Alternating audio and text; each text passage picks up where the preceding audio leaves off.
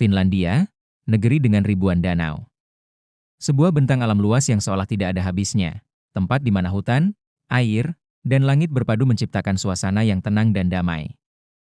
Dalam 5 hari ke depan, saya akan berkendara dari ibu kota menuju ujung paling utara negara ini. Sebuah perjalanan panjang melintasi ribuan kilometer hutan lebat, danau luas, serta lanskap alam yang masih sangat murni. Tujuan akhirnya adalah Nordkap, salah satu titik paling utara di Eropa. Pada perjalanan sebelumnya saya telah menjelajahi Polandia dan negara-negara Baltik. Kini petualangan baru dimulai di wilayah Skandinavia. Perjalanan ini dimulai dari Tallinn. Dari kota tua yang penuh bangunan abad pertengahan itu, saya menaiki kapal feri menuju Finlandia. Perlahan kota Tallinn menjauh di belakang, sementara di depan terbentang Laut Baltik yang luas. Beberapa jam kemudian kapal feri merapat di Helsinki, ibu kota sekaligus kota terbesar di Finlandia. Dibandingkan dengan Tallinn yang penuh nuansa sejarah abad pertengahan, Helsinki terasa jauh lebih modern. Jalan-jalan lebar, bangunan bergaya neoklasik, serta arsitektur yang lebih kontemporer memberikan karakter yang berbeda pada kota ini. Helsinki didirikan pada tahun 1550 oleh Raja Gustav I dari Swedia. Tujuan awalnya adalah menciptakan kota pelabuhan yang mampu bersaing dengan Tallinn yang saat itu menjadi pusat perdagangan penting di kawasan Baltik. Selama berabad-abad kota ini berkembang secara perlahan. Namun pada abad ke-19, ketika Finlandia berada di bawah kekuasaan Rusia, Helsinki mengalami perubahan besar. Banyak bangunan penting dibangun pada masa ini, membentuk wajah kota yang kita lihat sekarang. Salah satu bangunan paling ikonik di kota ini adalah Katedral Helsinki yang berdiri megah di Senata Square. Gereja putih dengan kubah hijau ini menjadi salah satu simbol utama kota. Tidak jauh dari sana berdiri pula Katedral Uspensky, sebuah katedral Ortodoks Rusia yang dibangun pada tahun 1868. Dengan kubah-kubah merah dan emasnya, bangunan ini menjadi katedral Ortodoks terbesar di seluruh Eropa Barat dan Utara. Selain bangunan bersejarah, Helsinki juga memiliki beberapa pasar tradisional yang masih aktif hingga sekarang. Pasar-pasar ini tidak hanya menjadi tempat berbelanja makanan lokal, tetapi juga tempat yang sangat menyenangkan untuk menikmati suasana kota. Setelah beberapa waktu menjelajahi Helsinki, perjalanan panjang menuju utara pun dimulai. Saat meninggalkan kota, cuaca sempat berubah menjadi hujan. Namun tidak lama kemudian langit kembali cerah dan perjalanan terasa semakin menyenangkan. Sekitar 100 km dari Helsinki saya berhenti di sebuah kastil tua yang dibangun pada akhir abad ke-13. Kastil ini dulunya berfungsi sebagai benteng pertahanan penting pada masa kekuasaan Swedia.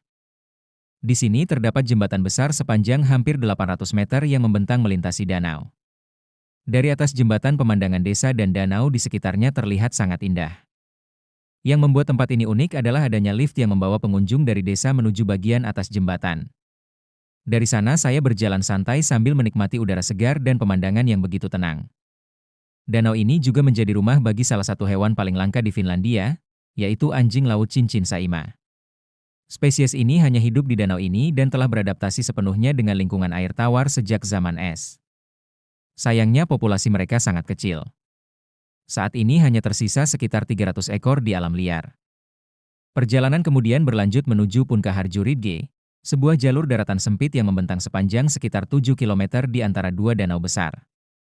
Jalan yang melewati punggung bukit ini dianggap sebagai salah satu jalan paling indah di Finlandia. Tidak jauh dari sana berdiri Kastil Olavinlinna yang dibangun pada tahun 1475 oleh ksatria Swedia Erik Axelsson Thott. Kastil ini berdiri di sebuah pulau kecil di tengah danau dan hampir seluruh pulau tersebut dipenuhi oleh bangunan kastil. Arsitektur abad pertengahannya masih terjaga dengan sangat baik sehingga menjadikannya salah satu kastil paling terawat di Eropa Utara. Menjelang malam saya tiba di dekat kota Kuopio. Di sini terdapat sebuah menara observasi setinggi 75 meter yang menawarkan pemandangan luas ke wilayah danau di sekitarnya. Saat matahari mulai terbenam, cahaya keemasan memantul di permukaan air dan menciptakan suasana yang sangat indah. Hari pun berakhir dengan pemandangan yang sulit dilupakan. Keesokan paginya perjalanan dimulai di Taman Nasional Colli. Kawasan ini terkenal dengan lanskap perbukitan yang dramatis dan pemandangan luas ke Danau Pielinen. Dari pusat ski saya berjalan mendaki menuju puncak bukit. Dari atas, danau yang luas terlihat membentang hingga ke Cakrawala. Matahari pagi perlahan naik dan menerangi seluruh lanskap. Ini adalah salah satu pemandangan alam paling terkenal di Finlandia. Setelah itu perjalanan panjang menuju utara kembali berlanjut. Semakin jauh ke utara, Pemandangan danau perlahan berubah menjadi hutan yang luas dan hampir tidak berujung. Di sepanjang jalan saya menemukan sebuah instalasi seni unik di sebuah ladang terbuka. Karya seni ini dikenal dengan nama Silent People. Instalasi ini terdiri dari sekitar 1.000 orang-orangan sawah yang berdiri berjajar di ladang. Masing-masing mengenakan pakaian yang berbeda. 2 kali setiap tahun pakaian mereka diganti mengikuti musim. Melihat ratusan sosok berdiri diam di tengah ladang menciptakan pemandangan yang cukup unik sekaligus sedikit misterius. Setelah perjalanan panjang saya tiba di Taman Nasional Hossa. Disinilah untuk pertama kalinya saya melihat rusa kutub dari jarak dekat. Di wilayah utara Finlandia, rusa kutub memang sangat umum terlihat. Hewan-hewan ini sering berjalan bebas bahkan di jalan raya. Keesokan paginya saya memulai hari dengan berjalan kaki melalui jalur alam sepanjang 8 kilometer. Jalur ini melewati hutan pinus lebat, rawa-rawa, dan beberapa danau kecil yang tenang. Sepanjang jalur terdapat tempat berkemah sederhana yang dilengkapi tempat berlindung dan area api unggun bagi para pendaki. Salah satu hal paling menarik di jalur ini adalah adanya lukisan batu prasejarah yang dibuat sekitar 4.000 tahun yang lalu. Lukisan-lukisan ini berada di dinding batu di tepi danau. Dengan sekitar 150 gambar, situs ini menjadi koleksi lukisan batu terbesar di Finlandia. Setelah meninggalkan Taman Nasional, perjalanan berlanjut menuju Taman Nasional Oulanka. Di sini saya berhenti untuk melihat air terjun Kiutakongas. Sungai yang mengalir deras melalui lembah batu menciptakan pemandangan yang sangat indah. Hutan purba yang mengelilingi sungai membuat tempat ini terasa benar-benar alami. Semakin jauh ke utara, lanskap menjadi semakin sepi. Desa-desa semakin kecil dan jarak antar pemukiman semakin jauh.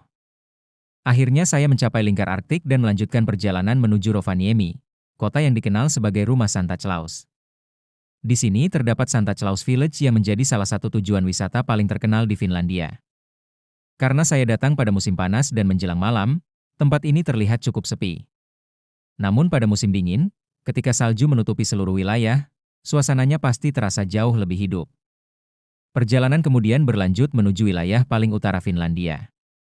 Di sini alam terasa semakin liar dan terbuka. Hutan luas, sungai panjang, serta rusa kutub yang berkeliaran menjadi pemandangan yang biasa ditemui. Setelah ratusan kilometer perjalanan melalui lanskap yang tenang dan hampir tak tersentuh, akhirnya saya mencapai perbatasan Norwegia.